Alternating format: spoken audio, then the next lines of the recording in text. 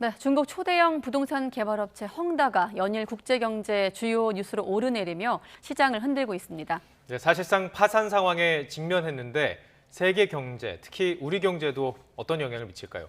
또 임대차 보호법 시행 1년 어떤 변화가 있는지도 함께 알아보겠습니다. 나이트 포커스 오늘은 정철진 경제평론가와 함께합니다. 안녕하십니까? 네, 안녕하십니까? 네.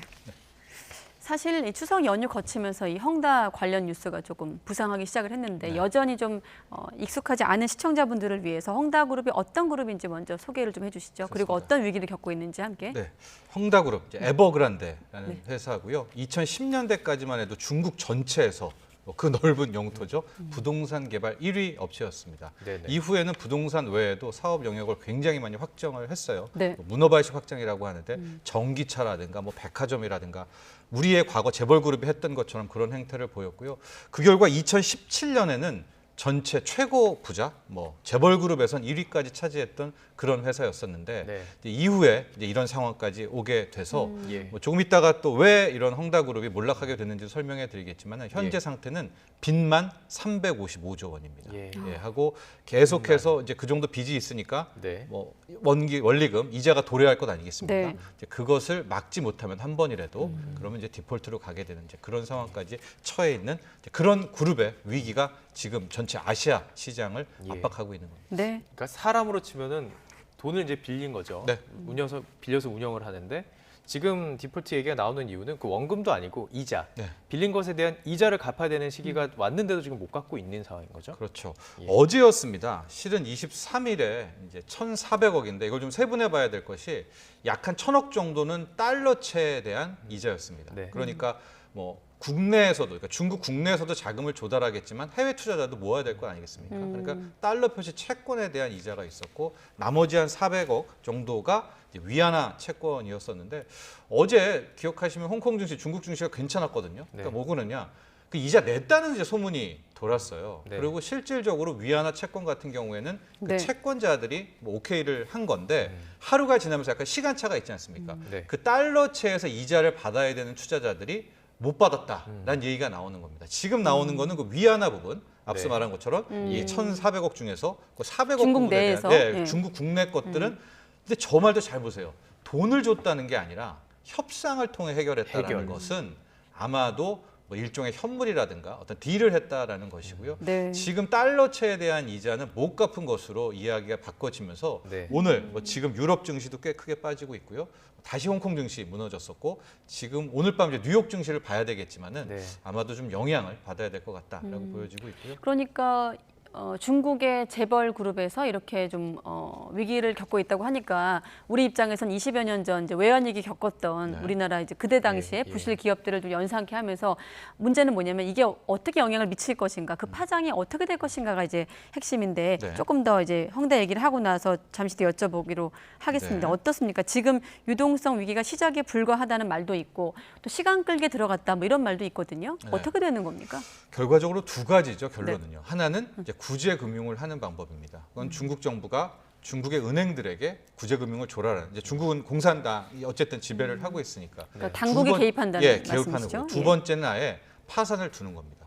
디폴트까지 내고 그 다음에 중국 당국이 들어가서 국유화를 하든 인수를 하는 게 그 두 가지 시나리오인데요. 네. 현재까지 어제는 이자를 냈던 것으로 봐서 일종의 디폴트는 아니겠구나라고는 이제 생각을 하는데 어제 달러채 이자 못 냈다라는 것은 실은 중국이 당국 개입 안 했다는 거 아니겠습니까? 예. 그래서 지금 일각에서는 오히려 다수설로 디폴트를 내겠구나라는 이제 판단들이 커져 있고요. 예. 왜 30일이 중요하냐면요. 네. 보통 우리가 이자를 못 냈다고 해서 바로 부도 처리가 되지 않고 30일의 유예를 주게 되는데 일단 어제 23일에 그 달러채에 대한 이자를 못 냈다라고 하면 예. 여기서부터 30일의 유예가 있는 건 아니겠습니까? 네. 이제 그 기간 동안에 어떤 해법이 나올지를 봐야 되는. 그러니까 앞으로 한 10월 22일까지는 이제 기간이 있기는 한데 아마도 그 전까지 디폴트를 낼지 구제금융을 당국이 할지는 확인할 수가 있을 것 같은데 네네.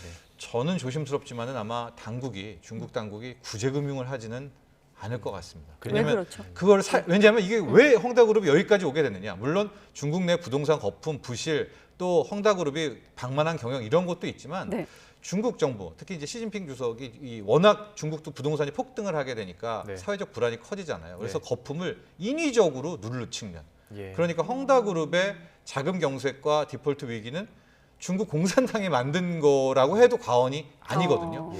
근데 자기들이 그렇게 만들어 놓고 또 구제금융을 한다는 것은 좀 어불성설이기 때문에 아마도 디폴트까지 내지 않겠느냐, 또 이런 추론이 가능할 것 같습니다. 중국 정부에서 중국 당에서 이렇게 나서서 그 거품을 잡으려는 그 이유가 사실은 그 세계 경제나 우리 경제에 미치는 어떤 메시지가 될 수도 있는 부분이 있는 거 아닌가요? 그렇죠. 하고 또 중국이니까 가능하다 이렇게 볼 수가 있겠죠. 그러니까 예를 들어서 우리나라도 지금 뭐 집값 거품이다, 폭등이다 많이 예고해서 주택담보대출도 규제하고요, 또 전세담보대출도 규제하고는 하지만 우리가 막 그걸 100%를 다 대출 못해 이렇게 압박할 수는 없지 않습니까? 근데 중국 같은 나라는 정말 부동산이 문제라고 하면 이런 식으로 아예 기업 하나를 날리면서 집값을 잡아내는, 지금 중국 부동산은 굉장히 급락하고 있거든요. 예. 그러니까 중국식 처리 방법이다 이렇게도 해석할 수 있겠습니다. 네, 이 사태가 불거지고 나서 중국판 리먼 브러더스 사태로 번질 것이냐에 대한 전문가들의 좀 시각이 좀 엇갈리긴 하더라고요. 평론가님 어떻게 해석하십니까? 전망하십니까? 완전 질적으로는 다르죠. 우리 2008년 말에 있었던 리먼 브러더스 사건 같은 경우에는 네. 그 불확실성이 가장 컸습니다. 이제 부동산 위기에서 촉발한 것이 파생 상품 위기로 넘어간 것이었었거든요. 근데 파생 상품 위기는 뭐였느냐? 손실의 폭을 알 수가 없었어요. 네. 하고 그 무기지 CDO라는 상품이 어디에까지 갔는지, 뭐 유럽 끝까지 갔는지, 아시아 끝까지 갔는지 알 수 없었기 때문에 실은 파장이 컸지만 이번에 헝다그룹 같은 경우에는 워낙 그 리스크와 그 위험과 손실액이 명확하게 나와 있기 때문에 그 정도는 아니다. 다만 오늘도요, 우리나라에서 국고채 3년물 금리가 굉장히 튀어 올랐거든요. 그래요? 그러니까 아시아 전체 채권 시장이 좀 흔들리는 모습이 있어서 네. 우리 환율 시장도 그렇고요. 아마도 아시아 쪽 내에서는 이 소위 말하는 만약에 진짜 디폴트로 간다면 네. 상당히 큰 영향을 줄 수는 있겠다 볼 수 있습니다. 잠시 뒤 여쭤보려고 했는데 아시아 시장을 언급하셨기 네, 때문에 네. 사실 우리가 헝다그룹이 어떤 그룹이고 또 중국 내에서 당국이 어떻게 좀 개입할 것인가 말 것인가를 쭉 하는 건 결국 이 질문을 위한 것 아니겠습니까? 네. 우리 경제, 뭐 넓게는 세계 경제, 아시아 시장이 좀 흔들릴 거라 예상하셨는데 국내 경제는 어느 선까지 좀 더 영향을 미칠까요? 그러니까 가장 쉽게 생각하면 이제 헝다그룹이 이제 파산을 하고 디폴트를 하면 중국 내에 자금 경색이 나오겠죠. 네. 그렇다면 가장 대표적인 게 한국에 투자했던 것들을 빨리 팔아서 걷어가려고 하는, 그렇게 영향을 미칠 수가 있겠고요.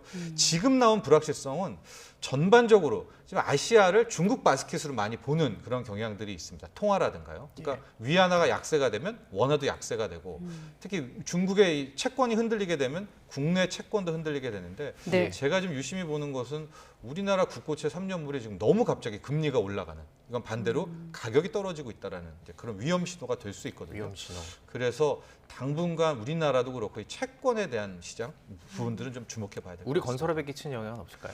아직까지는 뭐 뚜렷하게 연관은 없었겠다라고 볼 수가 있는데, 네. 이런 것들은 있겠죠. 지금 중국이 부동산이 급락하고 있거든요. 그러니까 그런 것들이 일종의 나비 효과로서 뭐 우리나라 부동산에도 어느 정도 악영향이 어떤 감성적으로나마 이런 식으로 올라갈 네. 수는 있을 것 같습니다. 한 가지만 더 여쭤보면 어쨌든 간에 금융 불안이 존재하는 건 맞는 것 같습니다. 네. 현재 시점에서 봤을 때. 그렇다 보니 이제 우리 국내 입장에서 봤을 때 좀 정책 대응을 좀 강화해야 되지 않겠느냐라는 필요성도 제기되고 있거든요. 네. 정책적으로는 좀 어떤 준비가 필요하다고 보십니까? 일단은 과연 헝다그룹 사태가 어디까지 전염이 되는지, 우리나라에 어디까지 오염이 되는지를 좀 정확하게 파악을 해야 되는데요. 네. 아마 당국도 그렇고 국내 금융권이라 이렇게 직접적으로 연계된 것은 없다라고 보여지고는 있습니다. 그럼에도 불구하고 어쨌든 저 헝다발 나비 효과라는 것, 전혀 모르는 상황에서 문제가 터질 수가 있거든요. 네. 그래서 굉장히 좀 촉각을 기울여야 된다라고 보고 있고, 오늘 이제 뉴욕 시장 반응도 좀 봐야 될 것 같아요. 뭐 예. 만에 하나 또 여기에서 달러가 강해지고 뭐 전형적인 위기 패턴이 좀 나온다면 네. 이것은 좀 우리가 다음 주에 굉장히 많이 좀 주목해야 될 이슈가 틀림없습니다. 예. 나비 효과에도 주목을 해야 되겠군요. 그렇습니다. 예. 오늘 저희 뭐 경제 이슈 중에서 부동산 관련된 이슈를 좀 가져가 봤습니다. 특히 네. 이제 우리나라에서도 지금 많은 뉴스들이 보도가 됐고 상당히 관심 갖는 부분들이 있습니다. 인천 서구 검단 신도시. 네. 이 초유의 일이었던 것 같아요. 이런 일이 있었나요? 그렇습니다. 이제 검단 신도시 약 한 예. 3,000 가구 정도, 예. 3,400가구, 44개 동에 이제 신도시를 이제 짓고 있는데, 지금 아마 뉴스에도 잠깐 언급이 됐는데 이 근처에 뭐가 있냐면은 이제 김포 장릉이라는 지난 2009년에 유네스코에서 세계 문화유산으로 지정됐던 이제 장릉이 있었던 거예요. 그러니까 왕릉이라는 거잖아요. 왕릉이 있었던 네. 겁니다. 그런데 우리가 항상 그렇듯이 문화재청은 그 근처에서 이렇게 아파트 공사를 하려면 따로 허가를 받아야 되는데 그거를 받지 않았었고, 네네. 실제적으로 그 왕릉 같은 경우에는 굉장히 뭐 이런 뭐 통로라든가 볕이라든가 이런 광경들 지금 나오는 것처럼 500m 안에서 뭐 저렇게 7층 높이를 지으려면 따로 심의를 받아야 되는 굉장히 복잡한 절차가 있어야 되는데 예. 어떤 일이든지 어떤 이유에서인지 그걸 받지 않고 이제 아파트 공사에 들어가게 됐고요. 이것을 네네. 이제 뒤늦게 신고도 들어오고 문화재청에서 본격적으로 검찰 고발하게 되면서 그래가지고 이 사이즈가 굉장히 크죠. 이곳이 벌써 3천 가구가 3,000 넘는 가구. 사이즈이기 예. 때문에 자칫하면 뭐 설계 자체를 바꿔야 된다든가 아니면 층수를 뭐 예. 낮춰야 된다든가 이런 결과까지도 초래할 수 있는 사건이 터졌습니다. 그러니까 아파트를 철거하라는 요구가 이제 나온 건데 이번 그렇죠. 논란과 관련해 이제 주체를 굳이 따지자면 건설사가 있고 네. 허가 관청이 있고 네. 문화재청이 있는 거예요. 네. 이 세 가지 주체가 묘수를 찾아야 되는데 지금 마땅한 대책이 없는 상황 아니겠습니까? 그렇죠. 이게 유지된다면 피해는 누가 입게 되는 겁니까? 결국엔. 그렇습니다. 이제 네. 그 약간의 좀 첨언을 해드리면은 예. 이제 건설사, 민간 건설사는 이제 인천 이제 도시공사 관청으로부터 이제 받은 거예요. 그러니까 그때 예. 허가가 났다면 당연히 그 문화재청도 통과된 줄 알았었는데 문화재청도 그렇고 우리나라 법규에서는 그렇게 받았다 하더라도 네. 건설사가 다시 한번 문화재청의 허가를 받아야 됩니다. 근데 그 과정은 명백히 득하지 않고 건설에 들어갔던 것은 확실하거든요. 네. 그럼 이제 앞으로 그 세 가지 주체, 인천 도시공사 측, 또 문화재청, 민간건설사가 모여야 되는데 아마 문화재청의 현재 반응은 굉장히 강경합니다. 이거를 그냥 소위 말하는 대마불사 다 졌으니까 통과하게 되면 과거에 막 설계 변경한 곳들도 있거든요. 형평성도 어긋나고요. 네. 앞으로도 영향을 미칠 수가 왜냐하면 있기 전례를 때문에 또 만들게 되는 전례를 거기 맞습니다. 때문에. 좋은 표현이기도 한데 그래서 최악의 경우에는 층수를 낮춰가지고 어느 정도 좀 장능이 보이게끔 하는 이 정도까지여야 될 것 같은데요. 예. 아직까지는 뚜렷한 묘수와 해법은 나오고 있지 않은 이제 그런 상황이 됐습니다. 예. 자, 이 주제도 좀 짚어봐야 될 것 같은데요. 네. 새 임대차법 도입 지금 1년 네. 지났잖아요. 이 통계상으로 봤더니 전셋값이 아주 급등했다. 뭐 1억 넘게 급등을 했더라고요. 뭐 네. 뉴스까지 예. 안 가도 주변에서 워낙 그런 그렇습니다. 얘기를 많이 예. 들었기 때문에 네. 네. 뭐두 어떻게 가지 진단하고 문제입니다. 계십니까? 일단 전세값 자체가 폭등을 했어요. 우리나라 전세가 집값이 계속 올랐기 때문에 연간 전세값도 한 8%, 9% 정도가 늘 올랐던 게 사실인데요. 네. 최근을 보면 거의 30% 가까이가 오릅니다. 지금 서울 아파트의 평균 가격인데 2019년에서 20년 같은 경우에는 4억에서 4억 8천, 약 한 10%, 9% 정도 올랐죠. 네. 보면은 근데 2020년 7월 31일 날 임대차 3법 입법이 통과가 됐습니다. 그리고 1년을 보면 거의 29%, 1억 3천이 올라서 현재 서울 아파트의 평균가, 중위 전세가도 6억이 넘거든요. 예. 그러니까 최근 1년 새에 저렇게 급등한 것은 역시 임대차 입법 3법의 어떤 문제점이 아니냐라는 이야기들이 계속 나오고 있는 것이고요. 두 번째 문제는 이중 전세가입니다. 그러니까 앞서 말한 것처럼 전세값 자체도 폭등한 것도 문제지만 네. 같은 아파트 단지 내에서 어젠가요? 그젠가 한 사례가 있는데 5억에 살고 계신 분이 있고 9억에 살고 계신 분. 거의 2배 차이가 나는 이제 두 가지 전세값이 함께 존재를 하게 되는데 문제는 그렇다면 기존에 5억에 살고 계신 분은 행복한가? 그게 아니죠. 이제 이분도 그렇죠. 계약갱신 청구를 한 번 썼기 때문에 네, 네. 이제 마지막 남은 2년이 도래할 경우에는 지금 전세값이 안 떨어진다는 전제하에서는 그 무시무시한 전세를 또 내야지 되는 건 네, 네. 아니겠습니까? 이제 그것이 굉장히 큰 문제로 사실 다가오고 뭐 있습니다. 아시다시피 이 문제가 지금 대선 전국에서도 정책의 어떤 화두로 떠오르고 있는데 임대차 보호법 또 뭘 만지면 또 시장을 흔들기 때문에 조심스러운 부분은 있습니다만 네. 또 이대로 둘 것인가에 대한 고민도 있거든요. 예. 전문가들 사이에선 지금 임대차 보호법과 관련해서 어떤 점이 가장 큰 문제라고 지적하고 일단은 있습니까? 이제 우리가 보통 1년짜리를 2년으로 했었던 기간이 있지 네. 않았었습니까? 근데 지금 같은 경우에는 2+2라는 계약갱신이라는 걸 썼기 때문에 아예 차라리 뭐 과거처럼 4년으로 했었으면 어땠을까라는 뭐 그런데 다 뭐 뒤늦은 후회고요. 홍남기 경제부총리가 거의 2번, 총 3차례에 걸쳐서 연말까지 이제 묘수를 내놓겠다라고 이야기를 하고 있는데 예. 과연 현 상태에서 어떤 대안이 있을까 좀 조심스럽긴 하지만 표준 임대료제도 좀 많이 언급이 되고 있는 거예요. 그러니까 이 지역의 이 평수의 전세 가격은 얼마에서부터 얼마 아, 고정을 시켜 밴드를 제공하는. 근데 이건 위헌 소지도 있겠고요. 네. 굉장히 또 위험한 시장에 자칫 개입을 하는 왜곡이 거니까. 될 수가 있기는 한데 네. 어쨌든 홍남기 경제부총리가 본인이 저렇게 여러 차례에 걸쳐서 연말 전에는 지금이 임대차 3법의 어떤 문제 같은 것들을 해결한다고 했기 때문에 과연 어떤 해법을 갖고 나올지 지켜봐야 될 것 같습니다. 그럼 내년에 좀 2년째가 되는 건데 네. 어떤 상황들이 벌어질 수가 있는 건가요? 지금 말씀하신 것처럼 그렇죠. 그렇게 전세가가 차이가 크면 그러니까 빠르게 되면 내년 8월, 9월부터 네. 이제 소위 말한 기존의 2+2를 다 쓴 세입자들이 시장에 나와야 되고요. 이분들은 이제 신규 세입자로서 그러니까 앞서 말씀하신 그 예로 보면 이제 5억에 살고 있었는데 한 번 연장해서 5%만 올렸는데 네. 이제 이게 다 되면 현재 9억의 9억 시가 그대로 내야 된다는 말씀이시잖아요. 전세값이 안 떨어진다면 그때까지는.